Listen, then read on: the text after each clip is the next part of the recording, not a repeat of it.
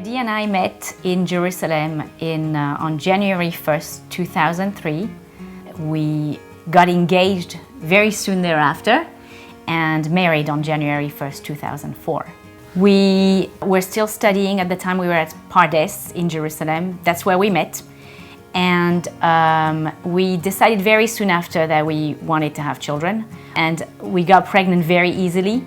The baby was due in end of May of 2005 and decided to cook for a little bit longer and ended up being 2 weeks late.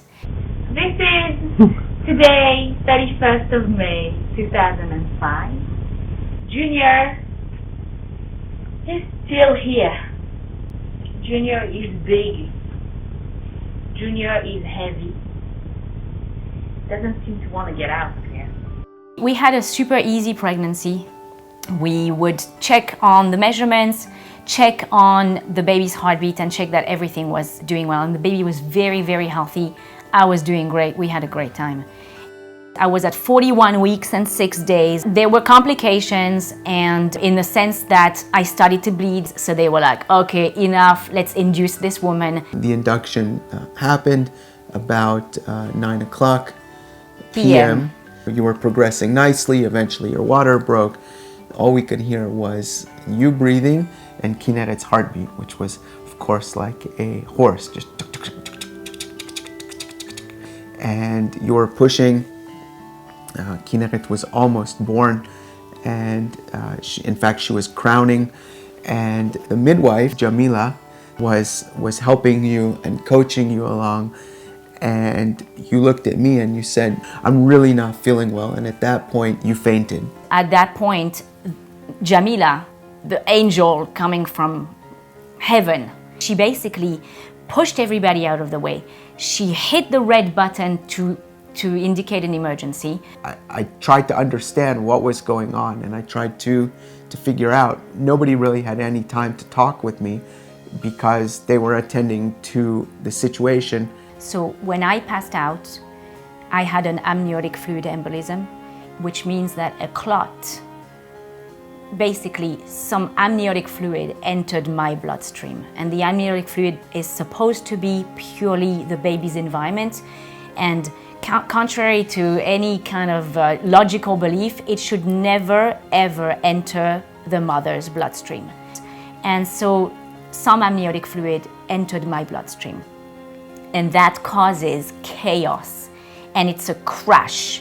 And so I crashed, my heart stopped beating, so I was clinically dead for 4.5 minutes. My coagulation system no longer functioned, so I was bleeding from everywhere. Every single opening in my body had blood coming out of it.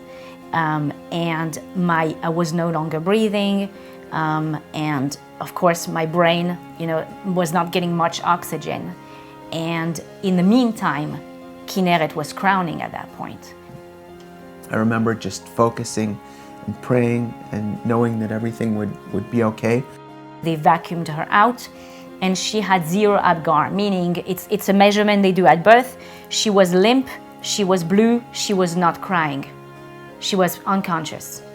And so they had to quickly revive her, and the doctors later told me that all they needed to do for her was a little ploop, and then she was like, wah! Like back to life. She was 8 pounds 11. She was not a small baby, and she was ready to come out. She was very long, and so she was healthy.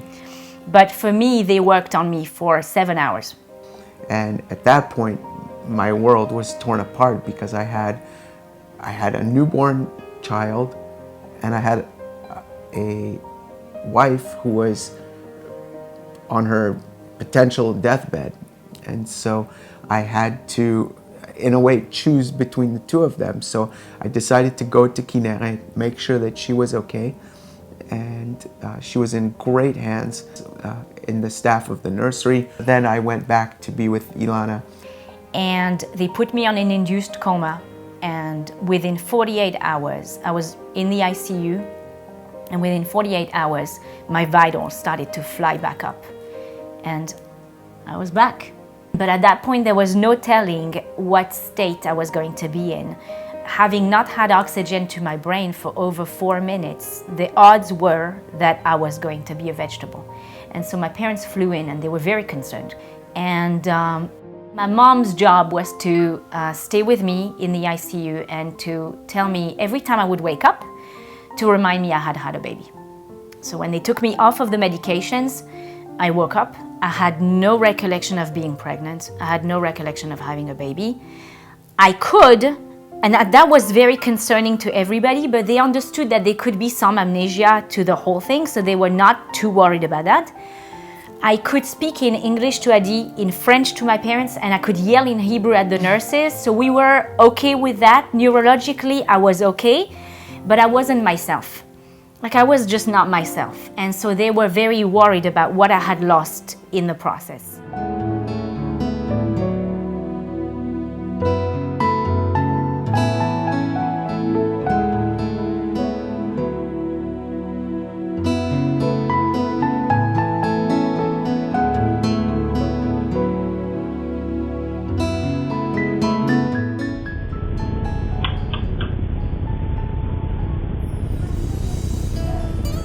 נכון?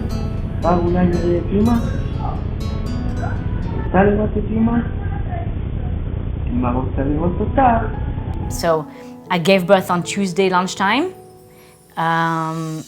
induced coma a few hours later, and on Shabbat, they took me off the coma on Thursday. Out of it Thursday, out of it Friday. Shabbat woke up, clicked, and they then transferred me to the maternity ward, and they let me be with Kinneret. And that child, who for 5 days didn't have a mother and fed purely from a baby bottle, started nursing day 5. And so that's why Hadassah and Karim and their staff are so deeply connected with us, because they know that not only was I a miracle, but also Kinneret was a miracle, and that for the two of us to be thriving and healthy and well is just beyond any expectations from anybody. Ilana is often seen as the poster child of the labor and delivery ward. Right. I would not be here if it wasn't for Hadassah and the staff, for the doctors that worked tirelessly on me, to revive me, to get me back my faculties. And we really, really feel so strongly that they deserve to receive anything that we can give them, if that's even just a little bit that we can give.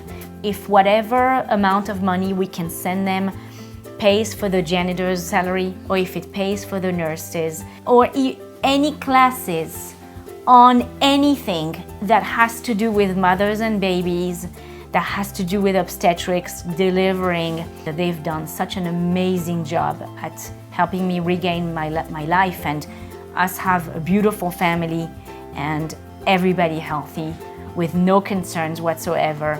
We have only them to thank. And if it weren't for Hadassah and their staff, Hadassah and Karim and their staff, I don't think I'd be here to tell you this story. I don't think Kinneret would be here to host this amazing talent show. All of our lives would be different. And we have only them to thank. And of course, God. Amen.